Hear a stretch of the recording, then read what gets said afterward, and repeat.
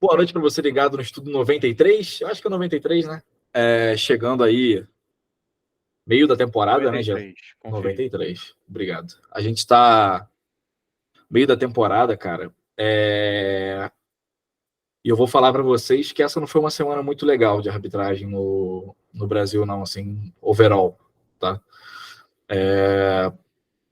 Cara, assim, eu vou tentar amenizar, mas sempre que eu tento amenizar, eu começo muito tranquilo e termino muito puto, né? Cara, a gente tem conversas aqui no estudo de regras que, porra, toda quarta-feira a gente tem algo proveitoso. Tipo, para quem é muito veterano, para quem às vezes sabe muito, cara, às vezes o estudo ele é mais uma mesa de bar, sabe? Pra gente trocar uma ideia, brincar.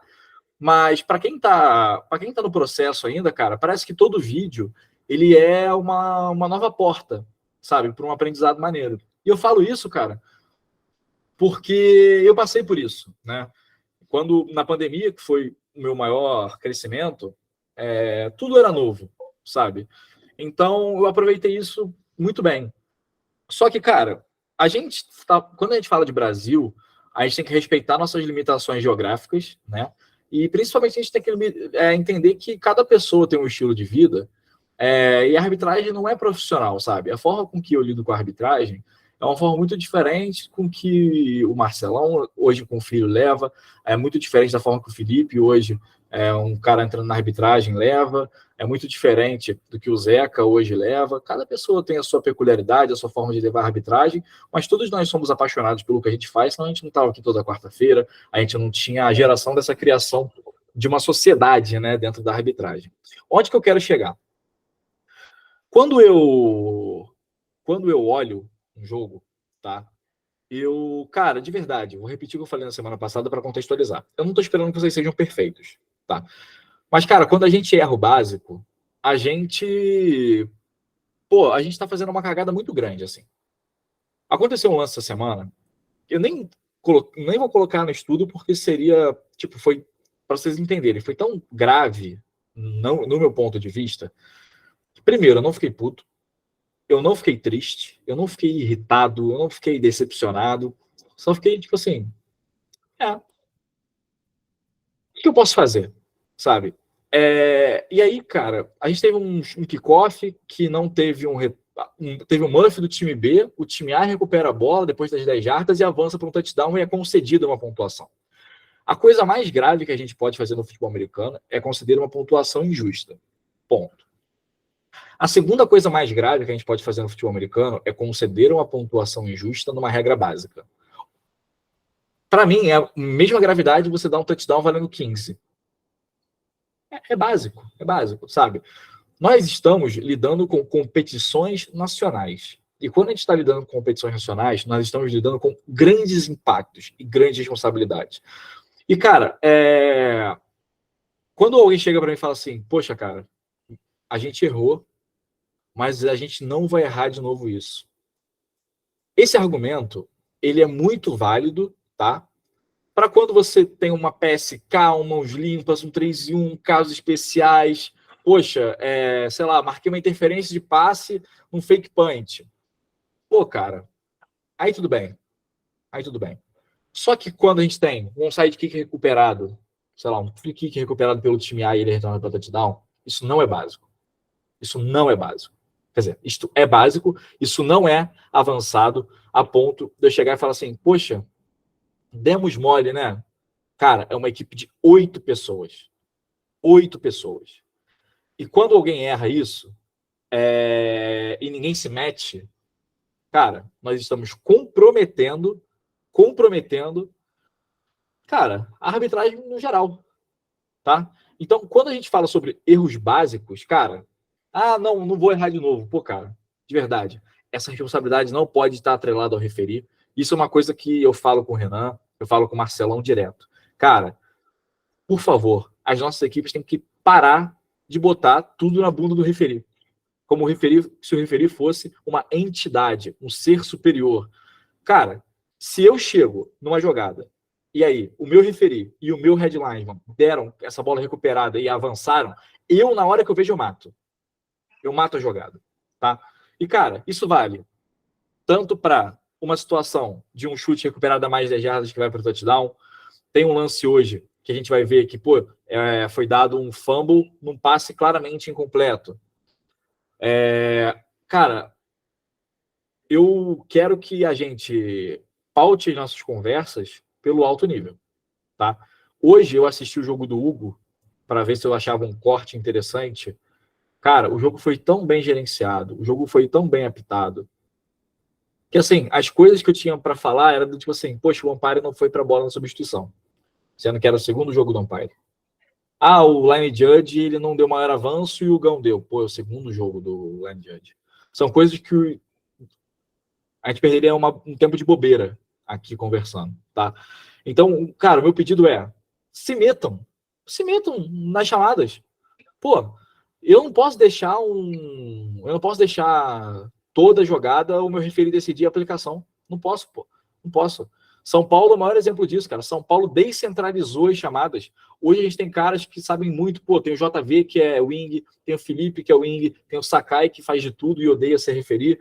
Cara, a gente tem cada vez mais pessoas ajudando referis a serem ótimos.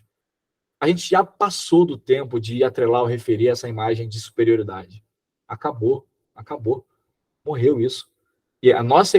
Quantos referis a gente tem aqui hoje? Pedro Braz, por falta de pessoal em Minas para se referir.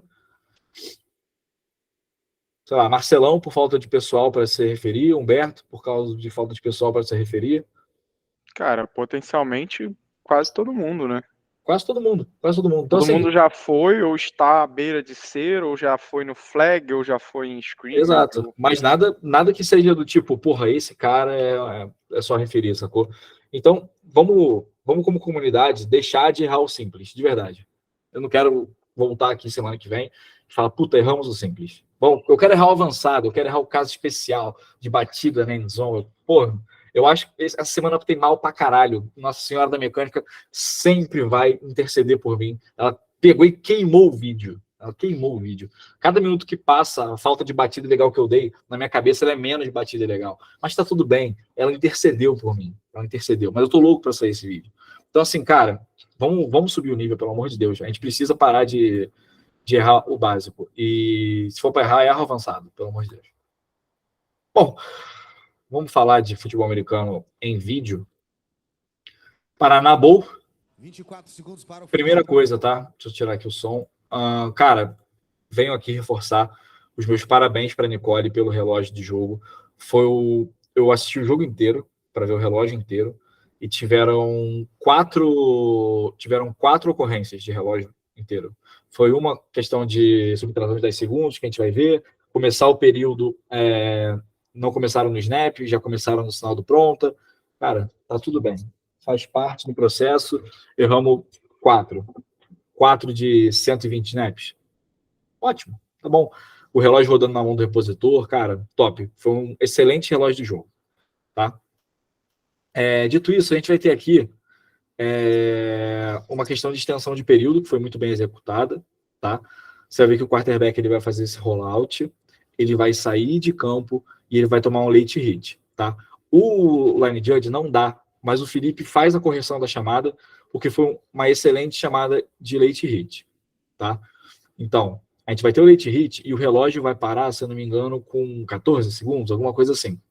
E aí, por causa da saída de campo, tá? No primeiro quarto, e a penalidade para completar, a gente tem pronta para jogo, mais pronta para jogo. E aí a gente vai ter essa bola, o relógio rodando no pronta, e o relógio depois vai vir a 0, tá? Aplicação de 15 jardas do ponto final da última corrida, porque é uma falta do time sem posse. E aí. Não é possível que eu fiz isso. Eu fiz isso. Eu fiz. Então, seguinte. O relógio aqui. 8 segundos, tá? 8 segundos lá no primeiro quarto. O que aconteceu? Quando a bola foi pronta para jogo, o relógio rodou e chegou a 0. Então, a gente não vai estender o período porque a falta não aconteceu com o relógio zerado. A falta aconteceu antes e depois rodou o relógio. A gente viu isso no curso de relógio, tá? Se você não fez o curso de relógio ainda, dá para fazer o de back judge também. Só manda uma fotinha tá? Uma fotinho, manda um pedido de ajuda que a gente te dá o cupomzinho lá, e aí o relógio roda e volta no sinal do referir, zerou, acabou o período. Não tem extensão nesse caso. Alguma dúvida em relação ao relógio nesse ponto?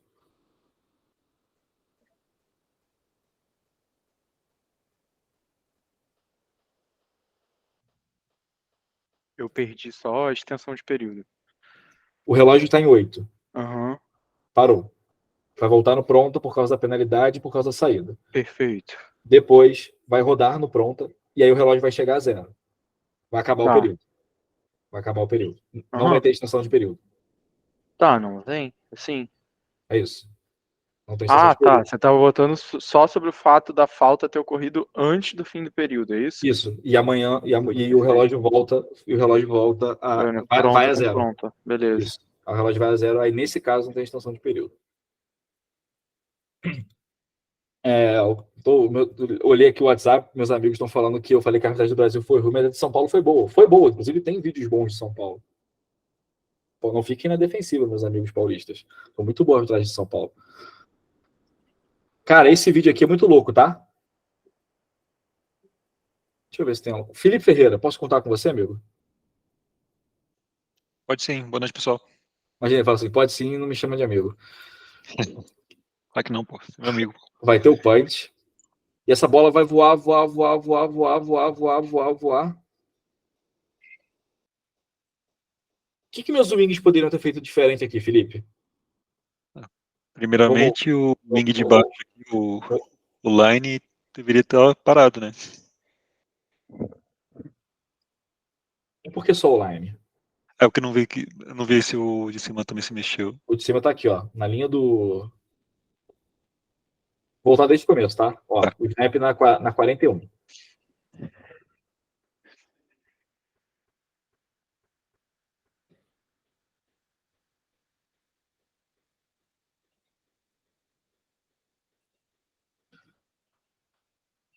Teria feito diferente. Eu esperaria até a bola cruzar a zona neutra, né? Porque Uhum. como ele se movimenta, não dá para saber se a bola cruzou ou não.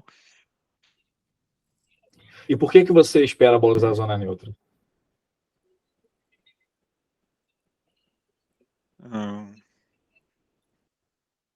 Agora fiquei em dúvida. Tu sabe a regra 6-3, Felipe? 6-3 é quando tem falta do...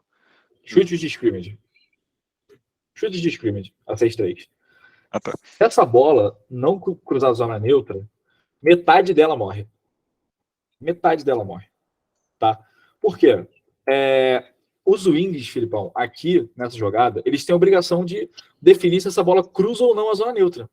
Por quê? Porque caso haja uma falta, a gente não sabe se essa bola cruzou ou não a zona neutra, ou se teve, por exemplo, um muff do time B atrás da zona neutra que seria desconsiderado por regra, a gente não, por exemplo, a gente não tem como aplicar uma 6-3-13 se a gente não sabe se essa bola cruzou ou não a zona neutra, se tem um toque forçado desconsiderado, coisas desse tipo, sacou? Então, a gente precisa fazer com que os wings fiquem na linha para determinar que essa bola cruzou ou não a zona neutra, tá? A gente se adiantar a essa jogada, por exemplo, já vou para uma mecânica invertida, aqui é um chute alto, curto e que ainda ameaça a zona neutra, sacou? Então, por exemplo, se o time A pega a bola e sai correndo antes de cruzar a zona neutra, quem pode determinar se essa bola cruzou ou não a zona neutra? Porque eles poderiam avançar essa bola, correto? Então, a dica é ir até o final na zona neutra. Depois que a bola cruza a zona neutra, aí você pode começar a sua mecânica invertida caso tenha um retorno, tá? Mas tomar cuidado em relação a isso para a gente não ficar desprotegido, porque a gente tem 2 pessoas para cuidar da linha e nenhuma delas estava nessa jogada. Fechou, Felipão? E nesse caso, como foi o chute curto, o esporte seria ainda dos wings ou... Pode ser do wing porque ali tá uma jarda, Sim. sabe? E é claro, ficou óbvio que não ia ter um retorno. Óbvio que não ia ter um retorno. Aí pode ficar tranquilo em relação a isso. Show. Show. Mão para cima. Hugão, por favor. Boa noite a todos. Boa noite, Hugão. Só a gente tem aquela orientação de a gente não olhar o chute, né? Então, basicamente, o back judge lá em cima daquela olhadinha rápida, né? Como seria aí? Tipo, a gente vê que tem um chute, ouve o barulho, né? Ah, Mas e aí, como é que a gente vai ter essa visão que essa bola não foi pra frente e tal? por favor, B. Gão. Falar para você quase que ipsis literis o que está no manual de mecânica. Ele fala para você, quando você ouve o barulho do chute, você olha o destino da bola, mas você dá uma olhada rápida, todos os árbitros, tá? Ou ele fala para você não ficar fazendo ball watch, você não ficar observando o voo da bola, mas todos os árbitros têm que dar uma olhada para ver a direção que ela vai, sim, rápida. Show, não é exclusividade do back judge, não. Show de bola. Valeu, gratidão. Sal. De nada, meu milionário. É uma dúvida, cara, que me surgiu aqui agora. Essa bola não cruzou a zona neutra. Se algum jogador do time B toca nela e Invalida o toque. invalida o toque. Invalida o toque, a gente considera que esse toque existiu, mas essa bola cruzou a zona neutra. Aham. Depois ela Cruzou depois de quicar, né? Uma bola cruza a zona neutra quando ela toca qualquer coisa além da zona neutra, chão ou um jogador. Aham. Então, nesse momento, já aplica essa regra de chute de scrimmage. De chute. Tá, não, beleza. Show? Show. Mais dúvidas? Perfeito, então. Let's go.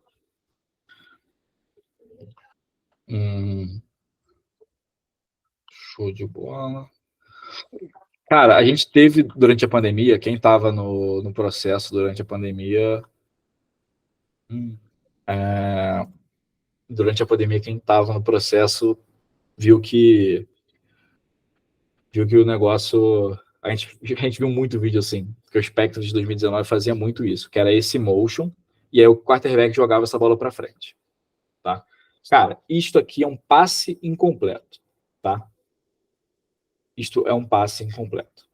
Isso deveria ter sido chamado como passe incompleto, mas deram como fumble recuperado pelo time A. Tá? Cara, passar... E aí, quando a gente fala sobre isso, a gente tem que voltar na definição de passe. Passar a bola é arremessar a bola, lançar a bola com uma ou as duas mãos em qualquer direção. Isso é passar a bola. Só que um passe é para frente quando esse lançamento é feito da posição que ele está, à frente do ponto onde ele está. Então, nesse momento, a gente tem um passe para frente. Não é porque tem a cara, tipo assim, apareceu um pitch, todo pitch é fumble. Não, o pitch é um passe. E se ele foi para frente e cai no chão, a gente tem que marcar isso como um passe incompleto. Tá? Então, por favor, tomar cuidado em relação a isso, porque até a NCAA, o Steve Shaw mentiu para todo mundo ano passado falando que ele ia começar ia botar a regra, né, de que fazer esse passe para frente e o próprio quarterback pegar seria passe legal para frente e tal. Não fez porra nenhuma, só fez um alardezinho, mas pra gente o passe para frente, caiu no chão, bola tem que ser morta. Perfeito? Diga. A gente teve um debate muito no passado, né? Sobre isso ser quase que uma troca, né? Porque tem coach que assiste também. Importante o cara ter em mente que da mesma forma que ele se beneficia se isso aqui cair no chão e virar um passe incompleto, ele não pode fazer um double pass ou qualquer coisa do tipo a partir disso, falando, mas é um pitch, é uma entrega. Não tem. O que vale no bônus, vale no ônus também, né? Uhum. Sim. E esse mergulho aí, cara, que tem ali no final? Ele tá indo atrás da bola, é um bloqueio abaixo da cintura? Não pesquei muito bem. Ele bloqueia o cara, né? Bloqueio. Legal, né? W, né? Não. A bola tá dentro do tackle box ainda. Ele é jogador estacionário pela frente. Tá. Não tinha aparecido pela frente. É a primeira vez que eu vi. Ele joga meio de lado, mas ele pega no... Aqui, ó. Pelo jeito que o cara cai, realmente parece ser pela frente. Porque eu acho que ele tá indo numa direção e o cara tá indo na outra. Ele ficou meio destrambelhado. Ele não é um back estacionário, né? Tem isso também. Ele pô. Ele é running back. Ele tá se movendo. Back estacionário é ele parado. Cara, quem tá se movendo é o cara em motion que recebe passe. Quem faz o bloqueio é outra pessoa. Eu achei que era o cara no motion, não? Não, ó. Esse cara aqui, ó. Tá certo. Não, então, mas olha só, ele também tá se movendo. Ele já não é mais estacionário. Não, bem, estacionário no momento do snap. No momento do snap, tá, perfeito. Até porque para você fazer um bloqueio abaixo da cintura, você tem que se mexer, né? É, você tem que se mexer, mas é. Não, caralho. Temos a thumbnail. É porque tem o famoso bloqueio bolinha, né? Que o maluco só abaixa na tackle box, assim. Ele tá parado, ele só meio que abaixa o centro de gravidade dele. Mas, porra, de fato, né? Precisa se mover. Caralho, o Sakai tá zero paciência hoje, hein? Caralho. Domingo sábado e domingo a gente apita junto, pô. Que isso. Caralho. Pô, pior que o Sakai veio cheio de razão, né, maluco? Caralho. Bom, vamos para uma situação mais maneira. Eu peguei do jogo do Arsenal e Sorriso, porque essa aqui eu vou jogar para os Leões, tá? E vou deixar vocês conversarem ela. Cadê? Essa situação aqui, ó. Essa situação aqui, tá? Vamos voltar a jogada. Vai bloquear o 26 aqui, tá? Vocês, caso esse passe tivesse cruzado na zona neutra, dariam interferência de passe de ataque?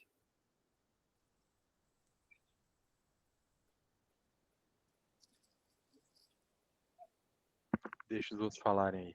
Felipe Sakai, fala aí, Felipe Vai, Sakai. o Felipe The Reason. The Professor.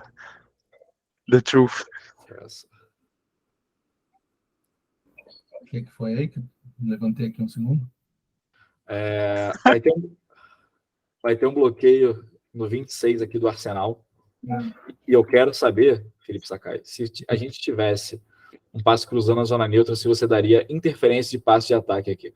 A volta para o momento antes do passe, porque eu olhei onde foi o passe. O passe é aqui, o bloqueio é aqui. Mas eu quero saber se o passe tivesse cruzado a zona neutra, se você teria dado o API aqui. Cara, parece.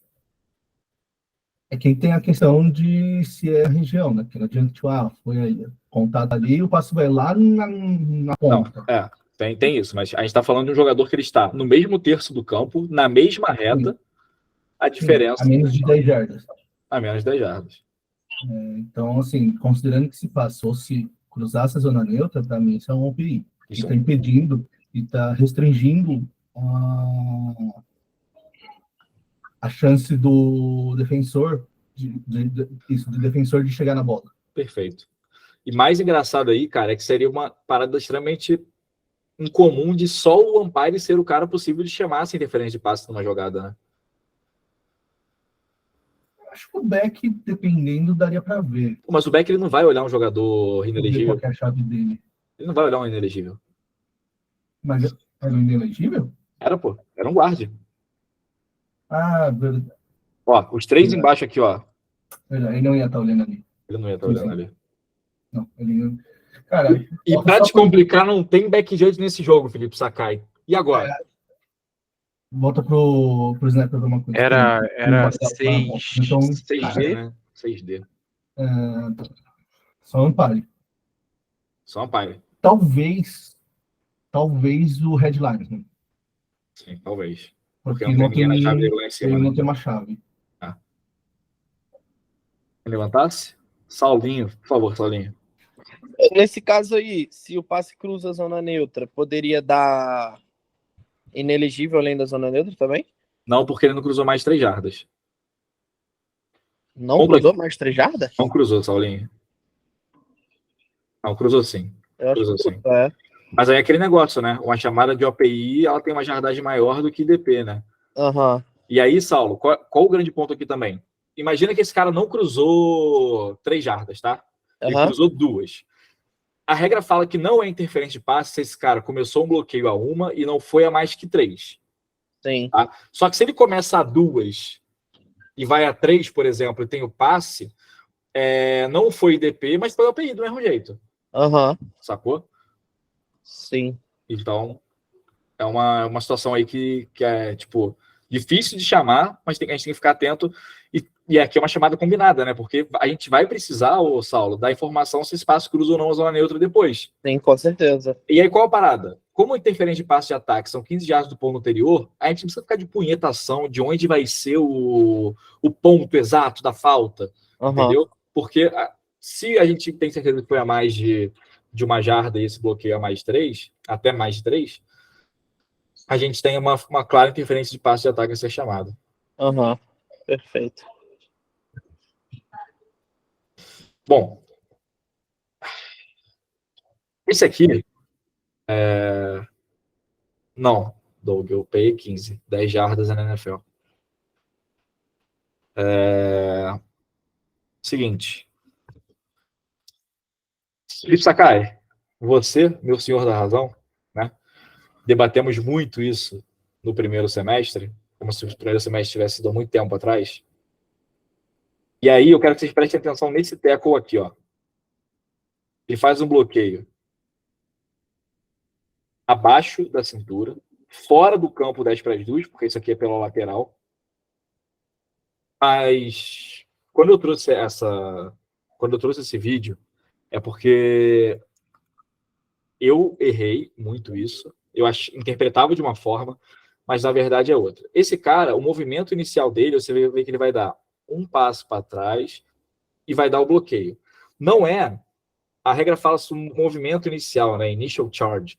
E o initial charge dele é esses primeiros passos. Ele tem, como ele é um homem de linha, né? Um jogador irrestrito para bloquear abaixo da cintura, quando ele faz esse movimento de bloquear abaixo da cintura fora do 10 para as 2, a gente tem uma chamada ok, uma não chamada ok de bloqueio abaixo da cintura. Isto não é um bloqueio abaixo da cintura e não foi chamada essa falta em campo. Então, é um julgamento ok dessa falta. Inclusive, desse foi um negócio bloqueio. que discutiu mesmo, que alguns entenderiam isso como fora do initial charge, né, o movimento inicial. Boa.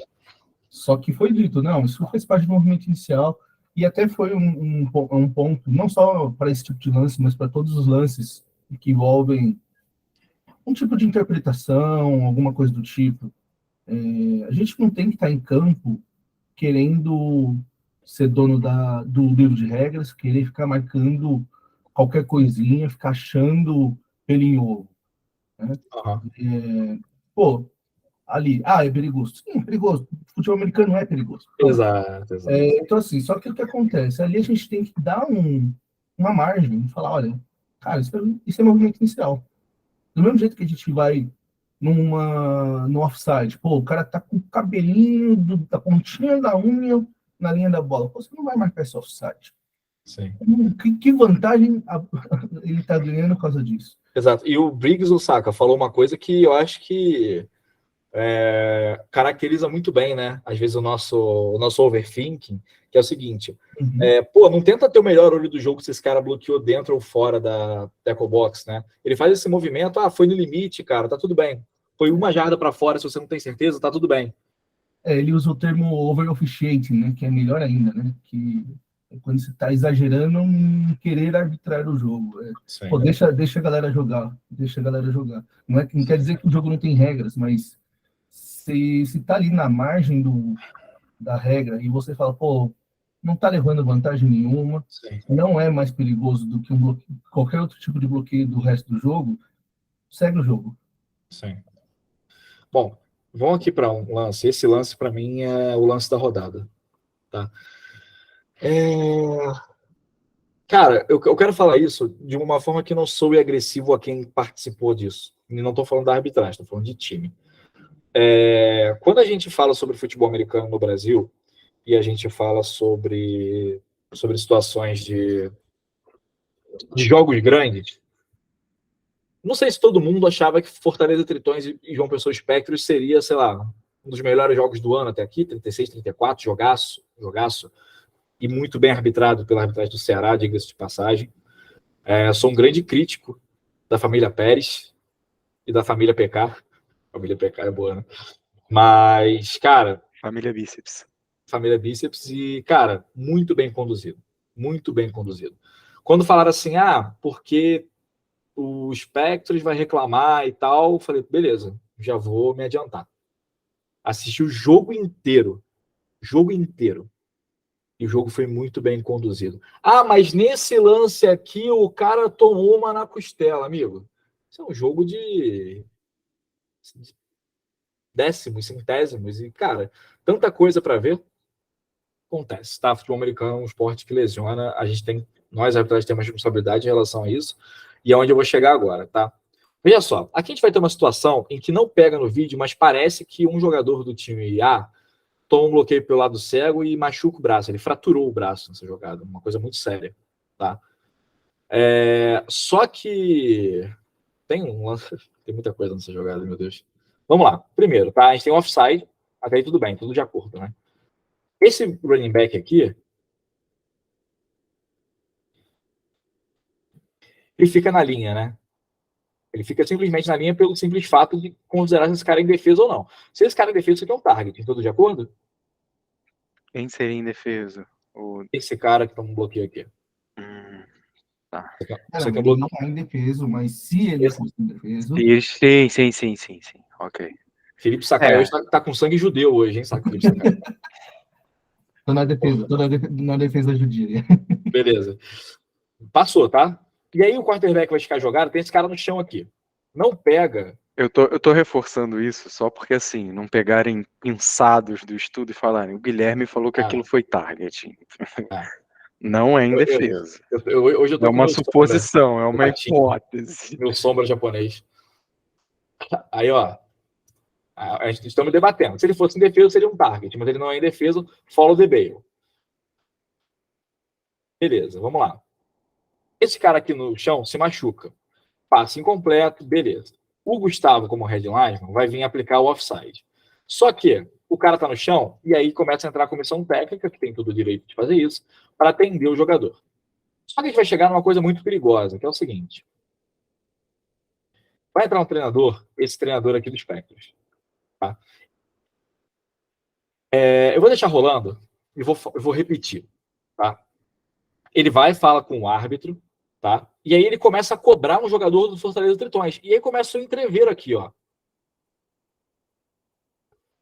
Pessoas de comissão técnica só podem entrar em campo com permissão da arbitragem e apenas com o propósito de atender um jogador. No momento em que esse técnico entra no campo e não vai atender o jogador e vai direto reclamar com o árbitro, ele nem precisava ter feito o entreveiro. Esta é uma falta por conduta antidesportiva. Ele não tem esse direito. Pela minha condução, Guilherme, eu não queria dar a falta por conduta antidesportiva, pedir só para ele sair. Só que no momento que ele arruma uma confusão com o time B, esta é inevitavelmente uma falta por conduta antidesportiva. Então, se tem uma falta nessa jogada que a gente não pegou por bloqueio legal pelo lado cego, cara, é um erro. Mas também não ter chamado aqui uma falta por conduta antidesportiva deste treinador é um erro. Entendeu? Então, deveria ter sido feita uma chamada por falta de conduta antidesportiva desse técnico. Então, aplicando o offside e a conduta, seria 5 jardas para frente e 15 jardas para trás, aplicando uma falta em bola viva e depois aplicando uma falta em bola morta. Dúvidas? Dúvidas? Show de bola. O BSB teria sido no jogador que fica no chão. Aham. É a reclamação, só que a gente não tem esse vídeo. Eu vou Não dá tentar. pra ver mesmo, né? Eu vou tentar arrumar uma Endzone View, não sei se o Fortaleza Tritões tem, se o Spectros tem. Cara, eu tenho tentado conversar com os times que eu sei que tem Endzone View para trazer ângulos diferentes, né? E os times têm colaborado bastante. Já conversei agora com o Heitor do Sorriso Hornet, conversei com o Rex, o Weiler já ajuda a gente com esse tipo de ângulo há muito tempo. Então, bom, acho que a gente consegue coisa boa aí. Aqui, sim, a gente vai ter uma falta por bloqueio abaixo da cintura. Aqui tem um motion legal, que esse cara vai em diagonal para frente, mas, pô, um jogo com nível alto, dá pra gente dar uma preventiva, tá? Esse 10 aqui, ó, ele tá indo em diagonal, pouca coisa, eu daria preventiva, tá? Trocaria a falta pela preventiva. Só que veja só, esse bloqueio do running back é pelo lado. E diferente do jogador inicial na linha, ele não tem o direito de bloquear fora do relógio 10 para as 2. Então aqui a gente deveria ter tido uma chamada por bloqueio ilegal abaixo da cintura. Todos de acordo? Ou alguém acha que não? Felipe Sakai, você vai contra mim essa hora? Não. Pra mim foi falta, então. Sakai, vai acontecer alguma merda muito grande daqui a um tempo, porque a gente tem concordado muito, e isso é muito perigoso para a sociedade. Cara, tá precisando. Tá precisando dar uma mexida, né? Qual foi essa? Ah! Eu vou chamar alguém. Deixa eu ver aqui. Essa eu vou pegar alguém. Porra, open bar de BBW, né, nesse jogo. Open bar. O melhor que eles podem oferecer. Doug Santos. Manda. O terceiro na fila da... Agora o segundo, né? Na fila da Guilherme Point Experience. Sábado tem Raquel, no outro domingo tem você. Meu amigo, eu quero que você preste atenção no bloqueio que o número running back, tá? O número running back vai levar, tá? E eu quero que você me diga se isso é uma falta por bloqueio abaixo da cintura ou não. Um jogador que estava originalmente fora da tackle box, tá? O número 0 lá na ponta do vídeo, ele vaza e bloqueia abaixo da cintura aqui. Pra mim é falta por bloqueio ilegal abaixo da cintura. Perfeito. Você sabe, Doug, que isso... Você está certo. Agora, quem sabe o que eu vou falar deve estar assim, cara, onde é que tu vai chegar com isso, cara? Seguinte, Doug, você está certo. Só que, por espírito da regra, e isso vai mudar ano que vem, nós não daríamos essa falta por bloqueio abaixo da cintura, do número 0 da defesa. Sabe por quê? Não. A nossa regra, eu vou até abrir ela aqui, eu deveria ter aberto a regra antes. BBW, será que chega? Ela fala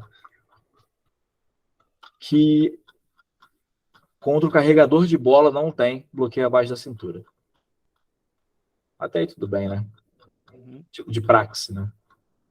Só que, Doug, tô chegando, hein? 92, 91, 15, 12, quero 916. Perfeito.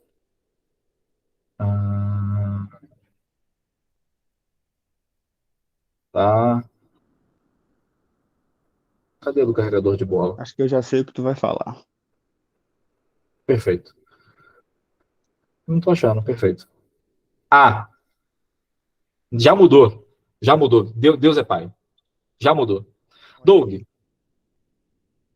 aqui fala... Mas aqui é depois de troca de posse de times, né? Na verdade, isso vale para os dois. Time B.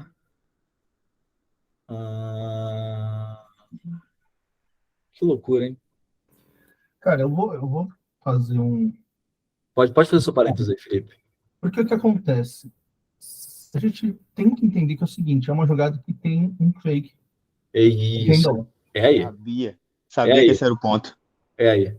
Então, assim, você tem um linebacker, ou seja lá, um jogador de defesa, né? Que tá vindo e ele não sabe com quem vai ficar a bola. Ele não sabe se vai ficar com o running back ou com o quarterback. Ele vai para dar um tackle e acerta o running back. Só que a bola ficou com o QB. É isso. Pode falar, Gui. Mas você sabe qual é a putaria aí, Felipe Sakai? Que a NCAA mudou e vai mudar pra gente? A regra diz, nesse momento eu me perdi, ela fala sobre acertar o carregador de bola. Não é falta, correto? Só que ela mudou para uma corredora. Você sabe por que ela mudou para uma corredora, Felipe Sakai? Porque, por definição, uma corredora é uma pessoa que tem a posse da bola ou finge ter. Exato. Olha que maravilha. Ou seja, esse vídeo é para a gente guardar e usar no que vem. Tá? Porque esse bloqueio viria a ser falta, mas por filosofia não é por causa do fake, mas ano que vem, por regra, a gente não vai ter mais essa falta por regra. Nem por filosofia. Vai ser ipsilítere. E deixar bem claro que é nessa definição de quem é o corredor. São os dois, no caso, ali. Os dois são corredores. Não é para misturar isso para falar, não, mas eu tentei fazer o teco. Não, isso não quer dizer nada. Eu fiz o bloqueio abaixo da cintura porque eu fui tentar dar o teco no carregador de bola. Tá, mas o bloqueador na frente dele não é um carregador, um corredor. Perfeito. Bloqueador. São coisas diferentes. Então, só para o pessoal não confundir uma coisa com outra. Muito bem, Felipe Sakai. Até derrubei meu fone aqui para colocar o carregador. Vamos pro próximo vídeo. Esse vídeo é muito bom. Anderson, sabe onde é que tá Anderson Fontoura hoje, amigo? No meu colo. Oi. Não. A Arena do Grêmio, para assistir Flamengo e Grêmio. Ou você respondeu sério. Não. Claro, o Anderson estaria aqui no meu colo. Pô, mas o Anderson é um fofo, moleque. Ele não recusaria. É um anjo. Ele está na Arena do Grêmio. E por isso eu coloquei um vídeo aqui em homenagem a ele. Mas esse vídeo, cara, é um negócio que, assim, existe um vício na arbitragem do Brasil, que é louco isso, né? É uma parada de maluco, assim. Que é o seguinte, nossas pessoas, né, têm um grande prazer, tá? De ir para o pylon sempre. Sempre. E, cara, não precisa, pô. Veja só, a posição do Anderson é perfeita. Ele tem ângulo nessa jogada, o Anderson é o field judge aqui na parte de baixo do vídeo. Ele pode, da onde ele tá, dar o sinal de TD. Por quê? É um cara que claramente entrou na end zone. É um cara que claramente entrou na end zone. É uma situação que não envolve entrar ou não entrar na linha de gol. E, cara, ele poderia daqui ter dado o sinal de touchdown. Só que aqui no Brasil a gente tem uma mania, por causa dos wings entrando na linha de gol, em situações que são necessárias eles entrarem na linha de gol, o pessoal ir até o pylon. É um fake, um mito que se criou que é desnecessário. Tá? E aqui, adendo para a mecânica do Kylon, de só até a jarda 3. Perfeito aqui, ele como line judge, ó. Ele vai só até a jarda 3, e é isso. B, quer pincelar alguma coisa de mecânica aqui? Putz, acho que é uma oportunidade legal para falar sobre situações de ir para a linha de gol, né? Que agora não é necessariamente uma mega mudança, mas reforçando aí. Agora, quando você tinha falado aí nesse caso, o snap é fora, né? Então o Anderson tá na linha de gol, o Kylon tá para na 3. A partir desse ano, eu não sei se... Porque, gente, vamos lá. O livro de mecânica não era traduzido há 6 anos. Pode ter sido que isso aconteceu em algum momento nesse meio e a gente perdeu. Mas na jarda 7, os wings assumem a linha de gol. Então não é a partir da jarda 7, tipo 6, 5. Na 7 a gente vai. E aí na situação oposta, que é quando a gente está ameaçado a linha do time A, é na jarda 5. Então 5, 4, 3, 2, 1, os dois vão para a linha de gol. Tá? E aí, só lembrando nessas situações também, que quando o wing vai para a linha de gol, é importante também comunicar isso com o umpire, porque quem tem a responsabilidade de cobrir a linha de scrimmage para garantir, por exemplo, um passe legal ou qualquer coisa do tipo, passa a ser do umpire. Mas do Anderson, acho que é isso, assim, é realmente... O fim do mito, né? Tem um lance que é bacana de falar também, acho que não é o caso aqui, mas uma coisa que você faz muito bem, que é quando você vê que a jogada tá indo para a lateral, e aí você sabe, você meio que faz esse cruzamento, né? Então, o wing se coloca sobre a linha lateral, porque ele sabe que a chamada, por exemplo, de um pé fora de campo é inteiramente dele, e em compensação o deep wing, nesse caso aqui, vai travar na linha de gol. Tipo, ele não desvia para um lado, não desvia para o outro. Se você precisar ganhar campo, vai mais para trás, porque a sua responsabilidade é linha de gol. Sim. E aí aquele look back. Sempre se passou razoavelmente perto, manual de mecânica agora também. Aí, ó, falei pro Marcelão usar um termo em latim, chique aí do direito, não sei o que. Eu mesmo vou usar um termo do direito aí. Manual de mecânica positivou esse look back. Então, você sempre vai conferir com o seu wing se teve alguma ação ali que faria esse TD voltar antes de sinalizar. Perfeito. Eu tô louco para entender o que o Pedro Braz vai falar de mecânica, hein? Então, primeiramente, eu acho absurdo você elogiar o Coin assim de graça. Não se pode fazer isso. Não Não, é ele de falou, graça. ele falou uma coisa que eu faço bem, o resto eu faço mal. Então, graças a Deus, né? Mas sobre essa mecânica de costas para endzone do time A, na 5, os dois vão. Se tá na 6, só o H vai para a linha de gol, assim como era antes. Não. No manual de mecânica, como ele tá, que eu tô traduzindo, né, o 2023 lá, o Mofo e tudo mais, só coloca os dois indo juntos e só dá 5 para dentro. Não tem mais essa ideia de que um vai e o outro fica na linha. Eles aboliram. Tá, e aí. Como é que fica a reação então? Dá 5 pra dentro, volta os dois. Sim, mas falando assim, snap na jarda 6. Aí, Então, ele fala sobre o seguinte, ele fala sobre o ref identificar a necessidade se for ameaçado, e aí o ref ir, ou os próprios wings reagirem à jogada. Então, por exemplo, você viu a iminência de um sec, aí os wings podem voltar, correndo para dar um suporte, mas muito possivelmente, é porque tem uma zona meio sombria ali, né, do 6 até o 14, mais ou menos, fica de onde esquisito fica o ref, né? na linha de gol. Mas, pelo que eu entendi, e ele fala em muitos momentos isso, reage ao que a jogada te apresenta. Então, se alguma coisa ameaçar o plano de gol, eu acho que, assim, tanto ele fala pro referee adiantar, ir para a linha, quanto ele fala para os wings voltarem, né? Então, acho que vai ser uma situação meio ingrata que você vai ter 3, mas bom Então, senso. tu lembra que o Tuta falou isso naquela conversa que eu acho que o Pedro Barros fez essa pergunta, porque era uma jogada do Pedrão, e o Pedrão, ele voltava para a linha. Era mecânica de 5 e tal, não importa. O Tuta falou, uma pontuação é muito importante, mas a nossa segurança é mais importante ainda, né? Então, você nunca vai começar na linha de gol, dando, por exemplo, um quarterback uma jarda na tua frente. Vai para a linha de fundo, não tem jeito. Mas, caso precisar voltar, eu acho que dá para voltar mais aberto, né? Mas assim, pô, pelo amor de Deus. Ninguém se mata por causa do futebol americano. Ninguém pula para dentro de uma jogada para dar um spot. Aí se machuca, não pega o spot e ainda não vai conseguir fazer a chamada. Mas eu achei meio sombrio, assim, esse gap dos 5 até o 15, mais ou menos. Eu diria que é dos 5, sei lá, dos 5 ao 7 ou 8, porque da 9 para 10 ainda dá para forçar o R na linha de gol bem aberto. Só que realmente tem esse gap aí, tipo assim, um pouco sobre isso, né? Tipo, quem vai? Os dois, nenhum. Pedrão, eu não sei a sua opinião, se você quiser expressar, veja que eu estou te dando uma oportunidade de falar, né? Que é uma coisa muito difícil no nosso diálogo, né? Não, no nosso diálogo isso é basicamente impossível. Eu não curto tanto essa parte do referido tão aberto por causa daquela parada de marcar a tackle box, tá ligado? Eu acho que me incomoda um pouco, eu não sei para você, por causa da tackle box. Assim, eu entendo talvez, uma jogada ali com menos ângulo de tackle box para ter uma visão melhor de linha de gol, talvez valha mais a pena. Mas me incomoda um pouco essa parte. O que vocês acham?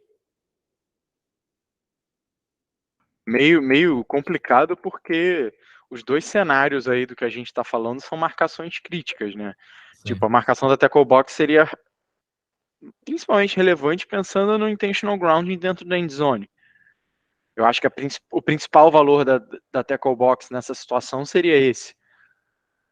Sim. Mas talvez a linha seja bem mais importante do que a tackle box, né? Sim. Porque pontuação. Não, então, pontuação, né, cara? É uma parada que implica muito mais, né, pro jogo do que porque o grounding também implicaria numa pontuação, né? Então, aí, cara, eu acho que aquele negócio da gente abraçar o quando em dúvida de uma forma como se ele fosse um filho, né? Não sei, talvez. Eu tava pensando enquanto você estava falando, e pelo menos que veio à cabeça de início eu acho que no mínimo, e às vezes até um pouco de forma bizarra, você tem mais gente para te ajudar na tackle box, já na linha de gol já é um pouco mais problemático, eu acho. Tipo, querendo ou não, o U pode estar do outro lado, por exemplo, mas ele vê a tackle box, ele consegue falar, tipo assim, tanto o U quanto os wings, eu acho que ele consegue dar um pouco de pitaco melhor do que daria em cima da linha de gol, não sei. Cara, então, o foda o umpire ele não tem por que estar olhando pro QB na hora do passe. Não porque vem, mas vai estar olhando para a linha. Sei lá, não sei. Então, eu acho que a gente estaria atribuindo ao umpire uma situação que não é a dele, sacou? E a gente perderia, por exemplo, em bloqueios. Imagina um holding dentro da end zone, sacou? A gente estaria perdendo isso para esse cara olhar uma tackle box. Mas assim, vamos fechar aqui todo mundo. Pô, é melhor a linha de gol do que uma tackle box, né? Nessa situação. Por causa de questões de maior avanço para pontuação e tal. Mas, se a gente conseguisse colocar numa situação e que a gente consiga ficar aberto, por exemplo, 2 jardas fora da tackle box, para quando o cara estiver na nossa frente ter certeza que tá fora, acho que é ok, né? Mas. Não, e é legal essa situação. Essa questão Não, boa noite. Boa noite. Boa noite. Boa noite. Boa noite. Agora você pode falar. Primeiramente, boa noite. Primeiramente, boa noite. pô. Noite? Pode falar. Não, legal comentar essa questão do situacional, né? Por exemplo, tu vai também do estilo do time, da formação. É um snap na 6. É um time que tá jogando under center direto. Os wings podem ficar na linha e se acabar recuando uma jogada muito, ia ajudar. Agora, sabe que é um time que joga em I, faz em shotgun. O QB já tá sob a linha. Tu pode ter uma comunicação do wing, olha, essa bola no snap vai estar em cima da linha de gol, na linha de de um. Vamos, tá na 6, mas vamos, faz o sinal suplementar, vamos para a linha de gol, porque já vai ser bem pressionada já no snap. Acho que vai uma questão de leitura também da situação e do jogo, de poder aumentar um pouquinho, um snap na 6, na 7, o wing ajudar e recuar. E, Rafa, eu espero que as pessoas tenham tido maturidade para ouvir a sua fala, porque foi uma fala assim, muito precisa, tá? Porque é uma questão situacional, mas diferenciar o situacional de criar um freestyle, né? De criar um freestyle. Sim. Para não ter esse problema do freestyle, mas perfeita fala. Não, como eu dizer, tem que ser algo bem conversado na equipe, né? Não vai ter, tipo, o freestyle de, por exemplo, um recua, o outro não, e aí uma vez é um, outra vez é o outro, né? Também não vira bagunça, né? Um recua, o outro não, e o ref avança. Bora. Aí sim, aí Pedro Braz. E se a gente meter uma dessa no Carioca Bowl, hein? Escopano gosta.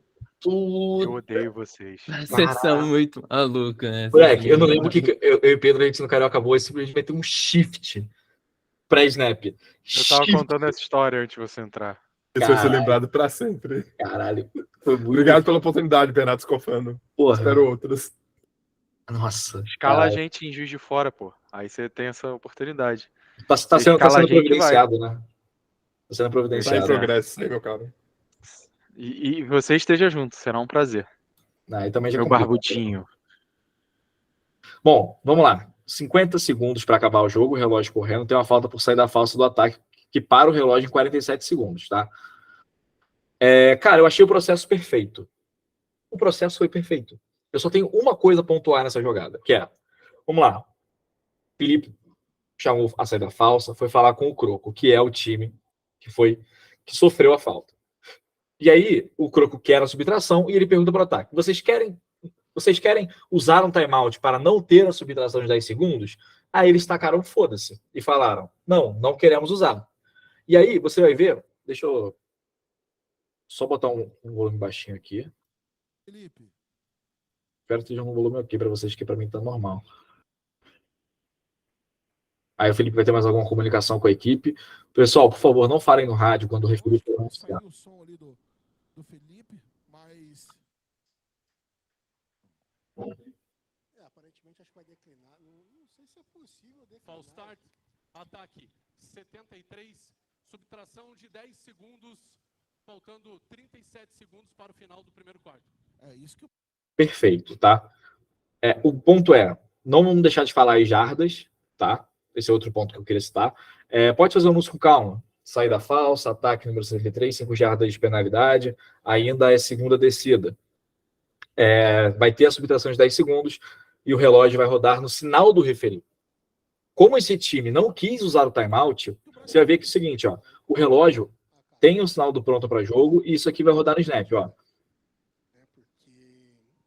Ó. Já estamos no pronto para jogo e rodou no snap, tá? Então, subtração de 10 segundos. Se o time não quis usar o timeout, a gente precisa rodar no snap, no pronto para jogo. Senão a gente está dando uma vantagem para o time que sofreu. Rodou 10 segundos, parou. Não tem diferença, entendeu? Entre aceitar e declinar. Só a diferença de rodar 10 segundos aí, Tá bom? Felipe Ferreira. Só tenho uma dúvida no anúncio. Já anuncia já com a subtração, tipo, tá 37 e vai para 27? Não, estava em 47 foi para 37. Ah, tá, entendi. Beleza. Aí se fala, saída falsa, 73 ataques, 5 jardas de penalidade, ainda a segunda descida. Haverá subtração de 10 segundos e o relógio vai rodar ao meu sinal. Perfeito? Não deixar de marcar o anúncio, a subtração de 10 segundos. Beleza? Ou você pode até falar, por causa da falta, o relógio vai haver uma subtração de 10 segundos e o relógio vai rodar no meu sinal, restam 37 segundos. Show? Beleza, valeu. Bom, esse foi o último vídeo. Mais uma semana recheada aí de estrelas. Hoje a gente teve participação de Felipe Sakai, Pedro Braz com o microfone. Por favor, B. Pedro Barros mandou avisar que ele não veio ao estudo porque ele está assistindo Barbie. Eu queria falar isso enquanto a gravação tá rolando. Ah, perfeito. E digo mais, terça-feira é meu dia de assistir Barbie, irei de rosa e vou tirar uma foto dentro da caixa da Barbie e, o Saulo voltou. Ué, por que o Saulo voltou? É o certo, né? Eu, inclusive, Copa do Brasil de flag no final de semana, meia rosa e apito rosa, brought you by Rafael Casa, direto do Canadá. Obrigado, Rafael, você ajudou o meu Barbiecore do final de semana. É verdade. Não vamos falar de quem você herdou esse apito. Não vem ao caso, porque eu também não estaria vendo esse estudo, ainda mais depois de uma hora de estudo, com certeza não estaria assistindo. Mas também não tem por que a gente falar o nome da fera, a gente pode falar depois que fechar aqui. Mas é isso, né? Foi um prazer, pessoal. Siga, se inscreva no canal se assistiu até aqui. Semana que vem tem mais e amanhã tem AFA+, hein? Amanhã vão ser 2 semanas de AFA+ seguida, porque na outra eu vou viajar e não quero pensar em vocês, não. Tá?